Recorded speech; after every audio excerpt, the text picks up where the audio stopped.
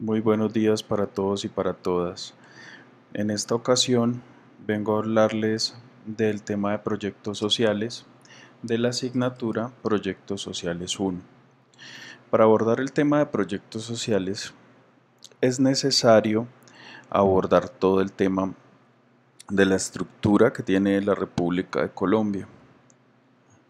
La República de Colombia tiene una estructura de gobierno de la siguiente forma. Están y existen las ramas del poder público y los organismos de Estado. Dentro de las ramas del poder público podemos encontrar la rama ejecutiva, la rama legislativa y la rama judicial. En los organismos del Estado podemos encontrar los organismos de control, los organismos electorales o la organización electoral y otros. En este orden de ideas, entonces, la rama ejecutiva la conforma el presidente de la República, las gobernaciones y las alcaldías. La rama legislativa del Congreso, la rama judicial, la Corte Constitucional, la Corte Suprema de Justicia, el Consejo Superior de la Judicatura, el Consejo de Estado y por último la Fiscalía General de la Nación. Los organismos del Estado. Entre los organismos del control podemos encontrar a la Procuraduría General de la Nación, la Defensoría del Pueblo, la Contraloría General de la República, el Consejo Nacional Electoral para las organizaciones electorales y la Registraduría Nacional del Estado Civil. Entre los otros encontramos el Banco de la República, la Comisión Nacional de Televisión y la Comisión Nacional de Servicio Civil. La rama ejecutiva la conforma, como ya lo dijimos, el presidente, las gobernaciones y las alcaldías. De allí del presidente depende un órgano que se llama el Departamento Nacional de Planeación. El Departamento Nacional de Planeación, DNP, es un departamento administrativo que pertenece, como ya lo dijimos, a la rama ejecutiva del poder público y depende directamente del presidente, ¿sí? El DNP es una entidad eminentemente técnica que impulsa la implementación de una visión estratégica del país. En este orden de ideas son los asesores y son quienes hacen el acompañamiento al nuevo mandatario en la construcción, diseño e implementación de su Plan Nacional de Desarrollo, así como también para las gobernaciones y las alcaldías el Plan Regional de Desarrollo o el Plan Departamental de Desarrollo y el Plan Municipal de Desarrollo. Pero ¿en qué consisten entonces estos planes? El Plan Nacional de Desarrollo es la base de las políticas gubernamentales de los presidentes de Colombia. Liga las propuestas de los aspirantes a la presidencia de la República de Colombia con su gestión durante los 4 años de gobierno. ¿Qué quiere decir? El presidente muestra una agenda con sus propuestas de lo que pretende realizar en su gobierno en esos 4 años.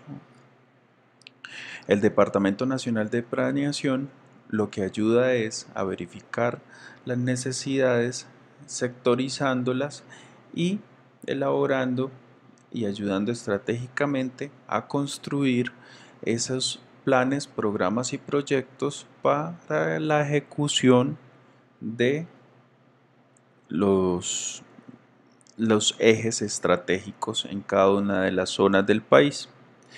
De este Plan Nacional de Desarrollo depende el Plan de Desarrollo Departamental y el Plan Municipal de Desarrollo. Sus ejes deben estar acordes de estos planes al Plan Nacional de Desarrollo y sus gobernantes en cada una de estas zonas deben ir en un compás con esta información que nos arroja los ejes temáticos del Plan Nacional de Desarrollo. Entonces, ¿qué es un plan? ¿Sí? Porque estamos hablando del Plan Nacional de Desarrollo. Un plan es un documento que describe cómo se va a implementar un proyecto, listando a todos los ejecutantes, sus responsabilidades y cometidos y todas las tareas necesarias ordenadas por la fecha de su ejecución según las necesidades identificadas. Entonces, partimos que un plan nace de necesidades identificadas. Un plan no puede salir solamente del escritorio y decir voy a hacer esto para tal población. Debe venir de un diagnóstico y unas necesidades específicas que tengan las poblaciones. Si no, vamos a tener un total fracaso. Y este análisis es muy pertinente para nosotros desde nuestra línea de intervención, porque es allí donde nosotros muchas veces interactuamos para identificar cuáles son las necesidades de las poblaciones. Entonces, el plan es quien determina las necesidades a partir de un diagnóstico y posteriormente planifica y traza unas líneas estratégicas, traza unos ejes en los cuales pueda desarrollarse. Pero el plan solamente es el documento de la planificación, ¿cierto? Donde tiene, aparte de sus necesidades, también el presupuesto que se va a utilizar, el presupuesto que va para cada línea estratégica, el presupuesto que va para cada eje y el presupuesto del cual deben depender también los planes tanto de desarrollo departamental como municipal, ¿sí? Y allí también van a estar los sectores a los cuales va a beneficiar. Para ello entonces se implementan los programas para que a partir de cada línea estratégica y de cada eje puedan tener la parte administrativa de estas líneas estratégicas del plan o la planificación y poderse llevar a cabo. En este orden ustedes pueden encontrar en sus secretarías de desarrollo, en sus localidades, en sus municipios, programas, ¿sí? En estos programas, o por ejemplo en las alcaldías, existen muchas secretarías. Ellos lo que están haciendo es ejecutando los programas que trae consigo el DNP, las líneas estratégicas, la planeación estratégica que hizo el mandatario para los 4 años. Esas oficinas y ese gabinete de gobierno le van a ayudar a cumplirlo, porque el mandatario solo no lo puede realizar. Para ello entonces están las secretarías de desarrollo, las secretarías de hacienda, las secretarías de salud, las secretarías de educación, y en ellas se ejecutan los programas de cada línea estratégica de ese plan, ¿sí? Entonces el programa es una serie de tareas recurrentes y realizadas que por lo general están dirigidas a la consecución de un resultado importante y que requiere uno o más de un periodo para ser logrado. En este caso estamos hablando de programas que se desarrollan por el periodo de 4 años de los mandatarios. Estos programas tienen metas específicas para el cumplimiento de las líneas y los ejes estratégicos que ha trazado el plan municipal, departamental y nacional de desarrollo. Pero entonces, ¿cómo hacemos para que el programa pueda cumplir con sus metas? ¿Sí? Hay que licitar entonces.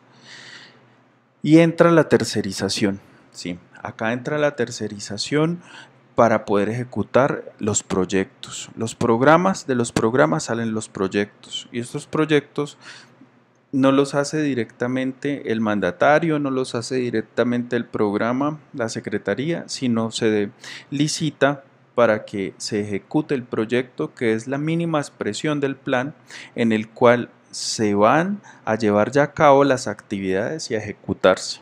¿Sí? Allí entonces el proyecto es una serie de actividades relacionadas, por lo general están dirigidas a la consecución de un resultado relevante y que requiere de un periodo significativo de tiempo para realizarse según las necesidades identificadas. De un proyecto pueden salir varias líneas estratégicas que tenga el programa y se haya trazado como meta para el cumplimiento del plan nacional, plan departamental o plan municipal de desarrollo, ¿sí? El proyecto es lo que va a llevar ya las actividades a las poblaciones específicas, a las necesidades que se identificaron. Sin embargo, si yo tengo que sectorizarlo, tengo que volver a hacer un diagnóstico, tengo que caracterizar, tengo que identificar quiénes son los actores que se van a ver beneficiados de este proyecto. Entonces, ¿cuáles serían las diferencias con relación al proyecto? Las características fundamentales de un proyecto es que se ejecuta una sola vez, tiene un principio y un final, no va a través del tiempo sin terminación, sino tiene un principio y un final, y esto lo determina el cronograma. Tiene unos costos y tiempos que deben estar bien definidos, y esto se hace desde la evaluación ex ante, que ya se va a ver en el módulo de proyectos sociales 2, y van a poder comprender qué es la evaluación ex ante y ex post. Los criterios de calidad deben ser cuantificables, objetivos específicos medibles y tangibles en el tiempo. Los objetivos no pueden ser cualitativos, deben ser cuantitativos. Deben medirse, deben probarse, deben deben llevarse a cabo, y debe demostrarse que sí se realizó, porque estamos hablando, perdón, que acá son recursos públicos los que están de por medio. La definición de actividades interrelacionadas diferencian entre el plan, el programa y el proyecto, ¿sí? Las definiciones de las actividades que tiene el plan son mucho más macro. Las que tiene el programa son generales, y las específicas serían las actividades que tiene el proyecto. La definición de actividades interrelacionadas, la definición de empresas e instituciones a las que va dirigidas, la definición e interrelación con otros proyectos, es lo que marca la diferencia con los proyectos sociales, con referencia a los planes y los programas. ¿Cómo sería entonces la jerarquía de planificación del desarrollo? Sería entonces, como macro, el plan; como general, los programas; como específico, los proyectos; y la mínima expresión, las actividades y las tareas a desarrollar en cada uno. Veamos entonces. El plan me define las líneas de la política social determinadas por las prioridades, fases y criterios de actuación. ¿Qué hace entonces el programa? Es la organización de procedimientos, plazos y actividades y recursos. Y el proyecto lo que va a realizar es el proyecto como tal, que se elabora en los procesos de intervención, su puesta en práctica, el uso de los recursos. Debe estar bien estructurado y detallado en el cronograma, en la matriz de marco lógico, qué son las actividades que voy a desarrollar, por ende cuáles son las tareas que surgen de ello. Y la actividad es la unidad básica de trabajo y describe las acciones concretas a los diferentes momentos de las actividades llamadas tareas, ¿sí? Estas dependen directamente de los proyectos y hacen parte para como acción y como cumplimiento del proyecto.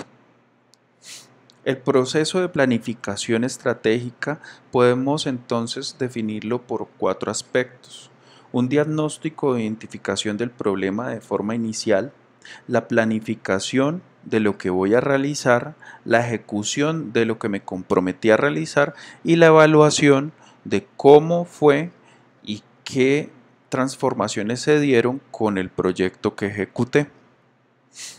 Las etapas del proyecto podríamos decir entonces que están en la primera fase, en la preinversión, que trae una parte de formulación.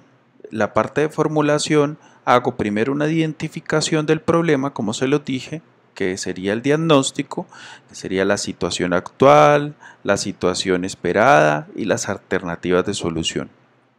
Para la preparación están los estudios, el estudio legal de mercadeo, el legal y de mercadeo, el técnico, el institucional, el ambiental, el de riesgos, el comunitario, el financiero. Estos estudios son necesarios cuando yo planteo un proyecto, ¿sí? Independientemente del proyecto que sea, yo tengo que revisar lo legal, el estudio de mercado, si en realidad sirve y si en realidad se necesita allí hacer este proyecto, las instituciones que están allí en la zona y que son las que están involucradas en este proyecto, que se van a ver afectadas de forma positiva o negativa. El ambiental, si esto de pronto es un proyecto, megaproyecto, qué factores y qué daños ambientales va a traer. El de riesgos también, que esto es muy de evaluación ex ante, para verificar cuáles son los riesgos financieros, cuáles son los riesgos que puede correr mi proyecto. Y esto lo podemos tomar como un supuesto. El comunitario, haciendo el sondeo comunitario y haciendo la cartografía, yendo a terreno, verificando qué es lo que necesita en ese estudio comunitario. Es muy de estar en campo, muy de saber qué es el sentir de las personas con estos proyectos. Y por último, el financiero, que también es muy interesante y muy importante. La evaluación ex ante, que la que les he hablado, es la evaluación financiera. Pretende medir los precios, los riesgos, si de pronto da viabilidad financiera para la ejecución de este proyecto. La evaluación económica y social, a precio de cuenta de qué es lo que se va a desarrollar en el proyecto, para poder hacer la toma de decisiones de invertir o no en el proyecto. Esto no se preocupen, que la parte de la evaluación ex ante la van a ver en Proyectos Sociales 2. La inversión, ya en la segunda fase, es la ejecución y seguimiento del proyecto. Eh, la tercera parte es la operación, ¿sí? Y la última parte es la evaluación ex post, cómo nos fue, cuáles fueron las transformaciones, qué supuestos se pudieron lograr y qué supuestos de pronto negativos se dieron en el espacio. Y estas las 4 fases que se encuentran dentro de las etapas del proyecto. Bueno, esto por primera parte de cómo es la estructura, cómo viene el tema de la financiación. Ahora vamos a ver en concreto cómo se desarrolla el proyecto, cuáles son las fases que ya vimos acá, pero en concreto ya llevándolas al marco lógico. Entonces, la planeación de metodología marco lógico tiene varias fases. Entre estas fases, y nosotros tomamos en la Uniclaretiana el documento de la CEPAL de 2015 para tomarlo como nuestro manual de procedimiento de la metodología marco lógico. El análisis de involucrados entonces sería la primera parte, y que se hace relevante en toda propuesta de intervención: estudiar, analizar e identificar los actores inmersos en el proceso. El análisis de involucrados permite optimizar los beneficios sociales e institucionales. Es porque allí voy a identificar quiénes están de acuerdo con mi proyecto, quiénes no, cuáles son sus intereses, ¿cierto? El análisis de involucrados implica, según la metodología de marco lógico, para la planificación y seguimiento de evaluación de proyectos de la CEPAL. Entonces, como primera parte, identificar todas aquellas que pudieran tener interés o que se pudieran beneficiar directa o indirectamente. Pueden estar en varios niveles, por ejemplo, local, en el regional y en el nacional. Pero si yo estoy haciendo un proyecto en lo local, pues solamente me va a interesar los actores inmersos en lo local. Que si es lo nacional o lo regional, pues porque me afecte directamente al proyecto en lo local, pero si no, no tiene nada de incidencia y no sería de pronto un actor involucrado aquí. También implica el investigar sus roles, sus intereses, los roles, como les decía, el negativo y el positivo, intereses, poder relativo y capacidad de participación en el proyecto, la identificación y su posición dentro del proyecto, la cooperación o el conflicto frente al proyecto entre ellos, eh, interpretar también los resultados del análisis y definir cómo pueden ser incorporados en el diseño del proyecto. Esta es la matriz de involucrados que se utiliza en los proyectos sociales. Tiene 3 generaciones. G1, G2, G3, que van de la parte vertical, y la parte horizontal se describen quiénes son los grupos, los intereses, los problemas percibidos y los recursos. ¿Cómo se elabora una matriz de marco lógico? En la parte de arriba, la parte del cabezote, se le coloca el problema que se identificó como problema central, ¿sí? Ya decimos que a partir de la matriz de involucrados, yo ya tengo un problema identificado, yo ya sé qué es lo que sucede, yo ya hice una caracterización, por ende yo ya sé cuál es el problema central. Si yo no tengo la identificación de un problema central, yo no puedo llegar a hacer un proyecto. El proyecto debe impactar directamente en un problema, en un fenómeno que se haya identificado. Entonces, en esta matriz de involucrados, perdón, hemos identificado, por ejemplo, acá algunas,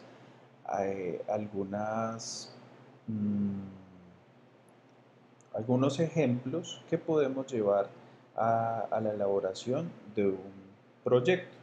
Ejemplo, es un problema central de pronto que se identifica con madres cabeza de hogar, ¿cierto? Entonces, el primer grupo serán las interesadas primarias y a quienes va dirigido el proyecto, que serían las madres cabeza de hogar. Para ellas va directamente, entonces por eso son la generación 1, quienes están interesadas y a quienes se les lleva el proyecto. Quienes están implícitos en la segunda generación sería la Fundación Amigos de Leonardo, que es donde pertenecen y quienes están como operador del proyecto que se va a desarrollar allí en esta comunidad. ¿Y quién tiene el recurso? El recurso lo tiene la Alcaldía Municipal de Quibdó, que es quien da el dinero por parte del programa y es para beneficiar a las madres cabeza de hogar. Allí que identificamos la parte del programa, de quien lo ejecuta, que sería la Alcaldía Municipal de Quibdó, como tercera generación, y sobre el programa que me va a dar lo financiero.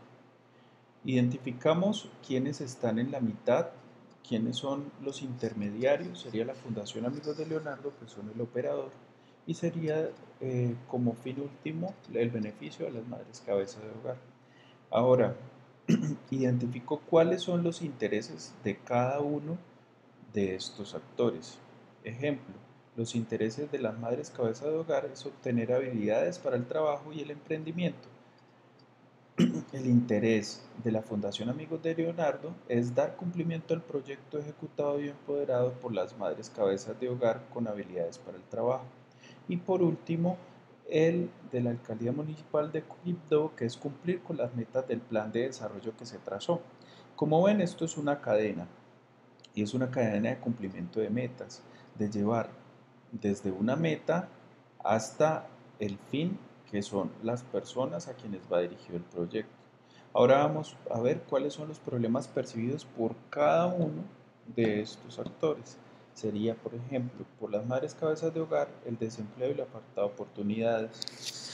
Por parte de la Fundación Amigos de Leonardo, el desempleo de las madres cabeza de familia del hogar del municipio de Quibdó, y como ellos son los intermediarios y como ellos son los operadores, son una fundación, entonces son una institución sin ánimo de lucro que su proyección es el beneficio, que su proyección es y su misión es ayudar a las personas. Entonces este es de pronto el problema que ellos perciben para poder ayudar a la comunidad en relación pues con el problema que sería el desempleo en las madres cabeza de hogar. Y los problemas percibidos por la Alcaldía Municipal de Quibdó sería el desempleo en las madres cabeza de hogar del municipio de Quibdó. Los recursos son los recursos que cuenta cada uno de estos actores. Ejemplo, la generación 1, las madres cabeza de hogar cuentan con el recurso primero de la asociatividad. Las madres cabezas de hogar están asociadas. Y como 2, el salón comunal. Ellas cuentan con un salón comunal para poderse reunir. Entonces ya en el proyecto no hace falta asociarles y tampoco hace falta tener una infraestructura para poder hacer la ejecución o los talleres de emprendimiento, porque ya ellas cuentan con ese recurso. De la Fundación Amigos de Leonardo cuentan con profesionales del área social. Esto es un recurso muy importante, profesionales del área financiera, experiencia en el tema de emprendimiento, y esto es recursos a favor para la proyección de este proyecto. Y como recurso de la Alcaldía Municipal de Quibdó para el cumplimiento de la meta del plan de desarrollo tendría los recursos financieros. Esto es más o menos cómo se desarrolla una matriz de involucrados. El análisis de problema ya es la parte donde yo voy a verificar cuáles son las causas, los efectos y a partir del problema central que yo ya he identificado. Para hacer entonces esto necesito el árbol de problemas, ¿sí?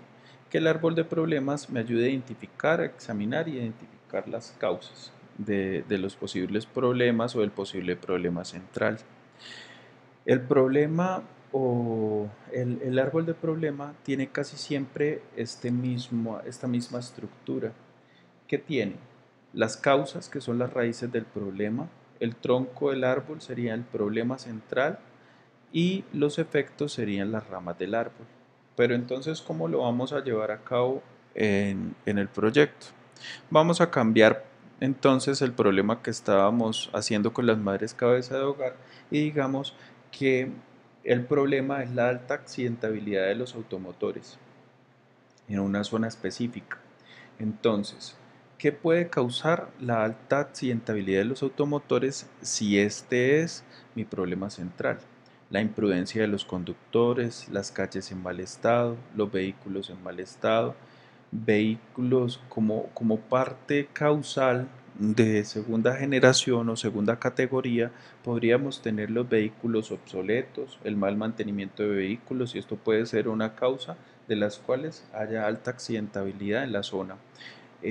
Los efectos entonces que trae esto serían pasajeros que llegan tarde al trabajo, alta frecuencia de lesiones y muertes, imagen de la empresa desmejorada y por ende también altas pérdidas económicas para la empresa. ¿Ven lo que puede causar un solo problema? Cuando ya tenemos identificados entonces el problema central y los efectos, y ya hemos consignado en el árbol de problemas, podemos proceder en esta misma estructura a realizar el análisis de los objetivos, el cual permite describir lo que se espera a futuro, convirtiendo los aspectos negativos encontrados en el árbol de problemas en positivos, convirtiendo las causas en medios y los efectos en fines. Me hago entender. Tenemos entonces el árbol de problemas que tenía todo en negativo. Si era una alta accidentabilidad, entonces yo voy a decir que se van a reducir, porque yo no puedo decir que no van a haber más accidentes, pero sí los puedo reducir, ¿sí? Entonces el problema central se me va a convertir en objetivo central y sería la accidentabilidad reducida de los automotores. Lo que allá tengo en negativo lo voy a pasar a positivo. Esta dinámica es simplemente colocar en positivo lo que ya tengo en negativo. Es decir, si acá tengo entonces en la imprudencia de los conductores, que es una causa, me va a pasar a positivo y voy a decir que es la prudencia de los conductores, ¿sí? Si acá digo que son calles en mal estado como causas, como medio voy a decir que las calles están en buen estado. Si voy a decir acá que los vehículos que son los vehículos que están en mal estado, el medio sería los vehículos en buen estado, ¿cierto? Listo. Por esta parte estamos. Ahora bien, los efectos. Los efectos decía que pasajeros llegan tarde al trabajo. Como fin, se me va a convertir en pasajeros llegan a tiempo al trabajo. Tenía acá que la alta frecuencia de lesiones y muertes por la alta accidentabilidad. Como ya hay accidentabilidad reducida de los automotores, se me pasó a positivo y entonces vamos a decir que es frecuencia disminuida de lesiones y muertes. Esta es la dinámica, entonces pasar simplemente lo que tengo en negativo, pasarlo a positivo. Esto me va a dar una estructura analítica. Una estructura analítica que ya me va a decir qué es lo que yo debo colocar en mi matriz de marco lógico. Lo que entonces primero eran efectos se me convierte en fines en el árbol de objetivos y estos van a ir consignados en la matriz de marco lógico. Lo que tenía como problema central se me ha convertido en objetivo central y este es el propósito de mi trabajo, el propósito de mi proyecto, el propósito de mi acción. Cuando tenemos entonces acá las causas y que se me convirtieron en medios, los medios se me convierten en los componentes. Son los componentes que va a llevar la matriz de marco lógico.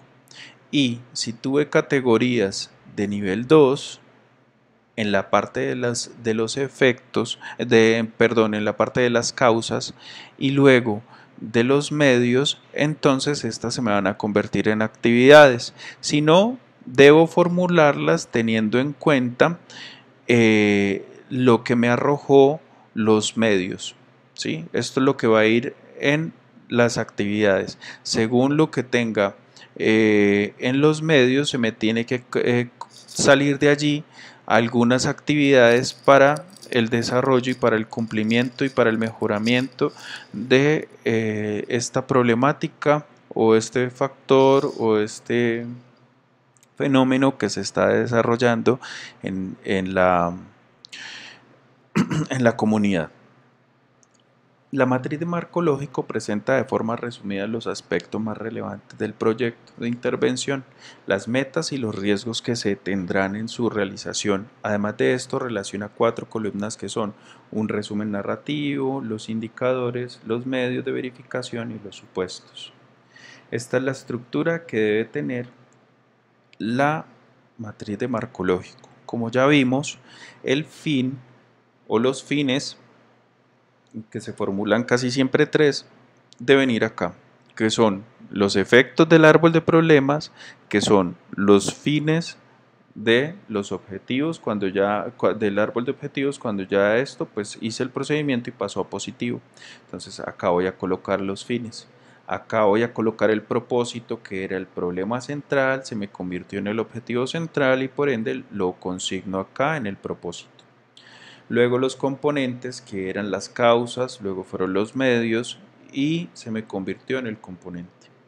Y las actividades, si desarrollé categorías número 2 de causas, si desarrollé los medios de segunda categoría, entonces estos los voy a consignar como actividades. Si no lo hice, debo partir de los componentes para desarrollar y para dar cumplimiento a cada uno de estos fines, propósitos y componentes. Esto como parte vertical de nuestra matriz de marco lógico. En la parte horizontal voy a encontrar lo que son los indicadores, los verificadores y los supuestos. Tengo que desarrollar un indicador por cada uno de los componentes verticales, por el fin, por el propósito, por el componente y las actividades. Los indicadores son para medir y trazar algunas metas del cumplimiento de lo que voy a desarrollar. Se formulan de la siguiente forma: un objetivo en infinitivo podría ser de esta forma. Para un indicador de cumplimiento podríamos hacerlo de esta forma: un objetivo en infinitivo, la acción que deseo mejorar, el porcentaje que voy a afectar, el lugar donde lo voy a desarrollar y la temporalidad. Acá, por ejemplo, como el ejemplo era la alta accidentabilidad, entonces como indicador voy a decir que es la reducción de los niveles de accidentabilidad en un 30% en el municipio de Quibdó al 5 de mayo del 2017. Es un ejemplo. Los verificadores, ¿qué son? Es lo tangible, es lo que yo puedo decir si cumplí con esta actividad, si hice esta actividad, si la desarrollé, y acá están las evidencias. Son las evidencias de las actividades que yo desarrollo en cada una de las fases de mi proyecto. Entonces de allí me sirven las actas, me sirven las fotografías, los videos, las listas de asistencia y todo lo que yo pueda materializar para entregar como parte de las evidencias. Los supuestos son aquellos aspectos que yo no puedo manejar ni tengo el control sobre ellos. Entonces, puedo decir que me puede afectar a mi proyecto en el cumplimiento del mismo. Podría ser el fenómeno de la niña y las lluvias, porque yo no puedo controlar las lluvias. Podría decir que es el poco compromiso de los involucrados que no asisten a los cursos que propone Tránsito en cuestión de infraestructura y a los talleres que yo hice. Si la gente es de poco compromiso, yo hice el enganche, yo trabajé con ellos para que fueran a mis talleres, pero nunca llegaron, pues esto es un supuesto que yo ya no puedo manejar, entonces es un supuesto negativo que debe ir allí porque definitivamente no depende de mí, sino de las personas que quieran asistir. Y como esto voy a describir en cada uno de los de las partes verticales.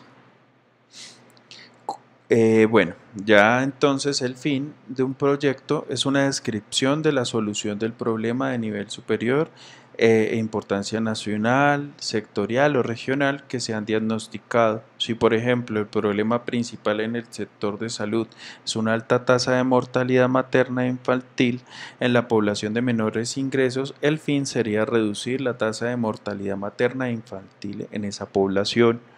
Sin embargo, sabemos que esto ya no lo arroja directamente nuestro ejercicio con el árbol de problemas, el árbol de objetivos y por último en la matriz de marco lógico. El propósito. El propósito describe el efecto directo, los cambios de comportamiento o resultado esperado al final del periodo de ejecución.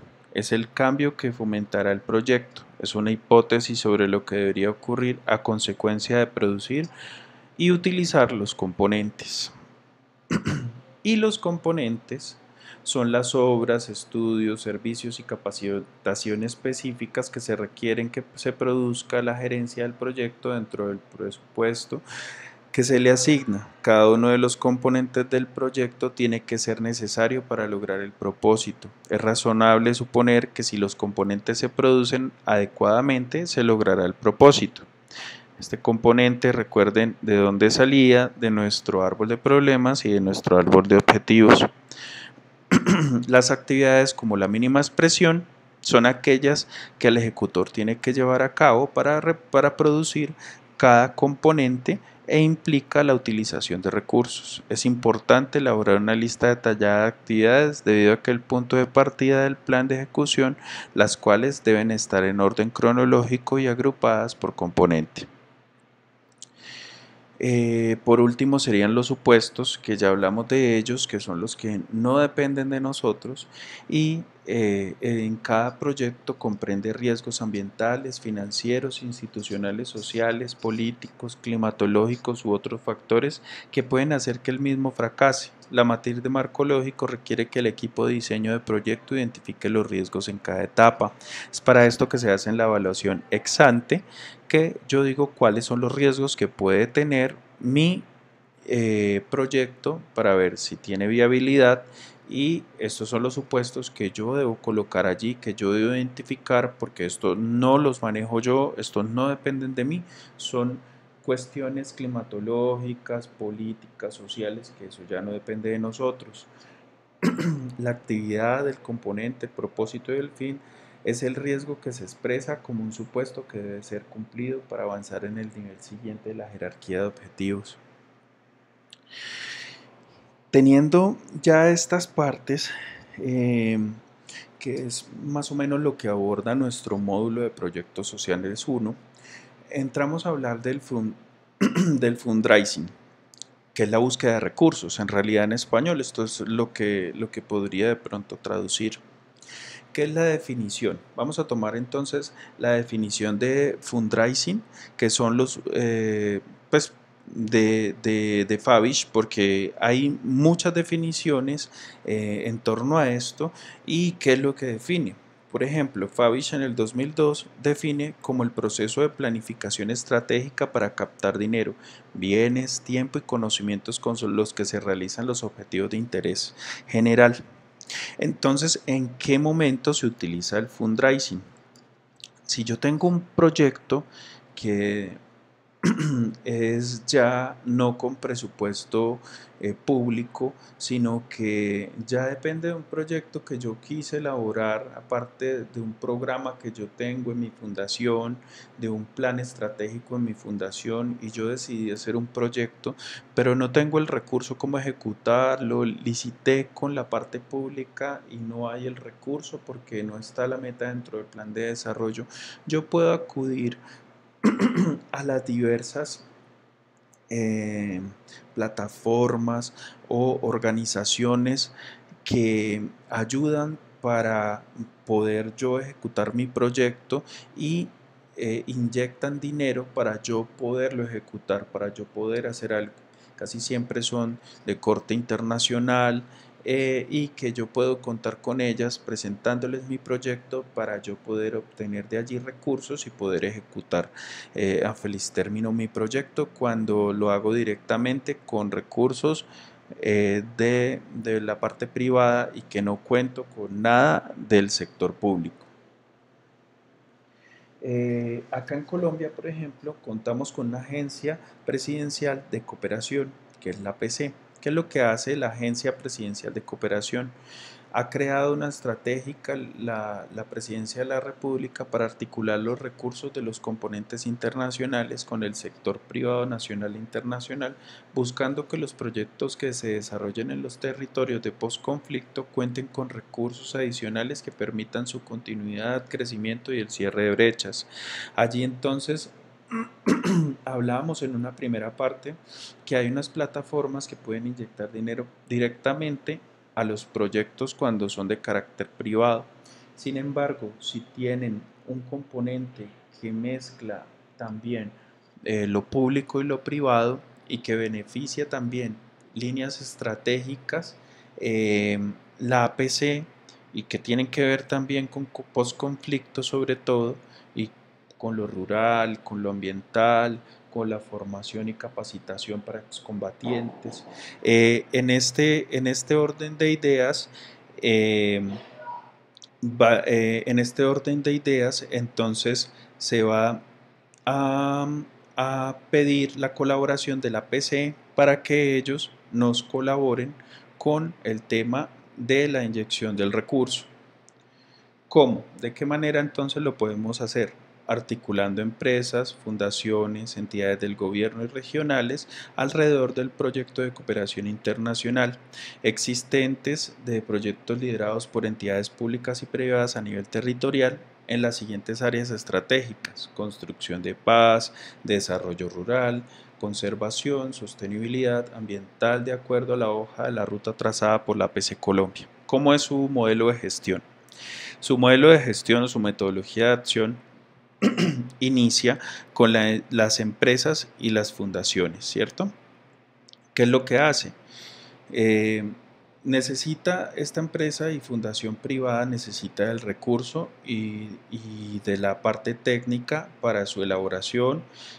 Tiene algunas donaciones, ¿sí? que ha conseguido de parte propia y tiene iniciativas empresariales, emprendimiento o ya las que vimos de proyectos sociales directos.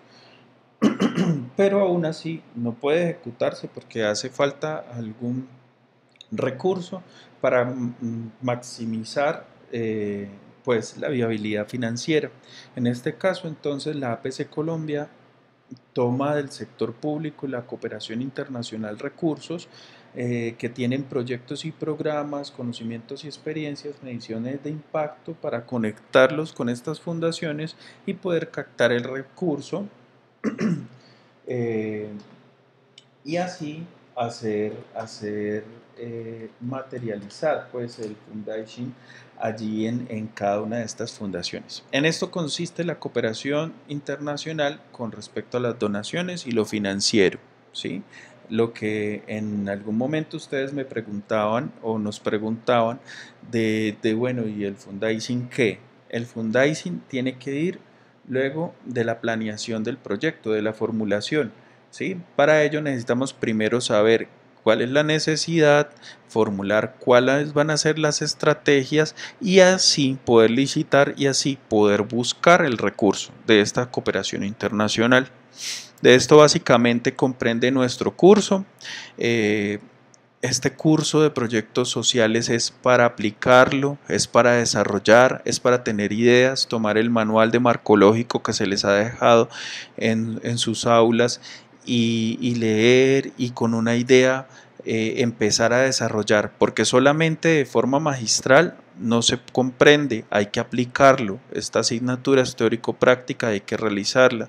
Estos temas deben quedar muy claros, porque si estos temas no quedan claros, no lo van a conectar con las propuestas de intervención que van a hacer más adelante en sus prácticas. Entonces es muy importante que desarrollen estos trabajos en su matriz de marcológico y que puedan desarrollarlos en Felisterno. Hasta acá ha llegado nuestra clase del día de hoy. Hemos abordado todos los temas del módulo.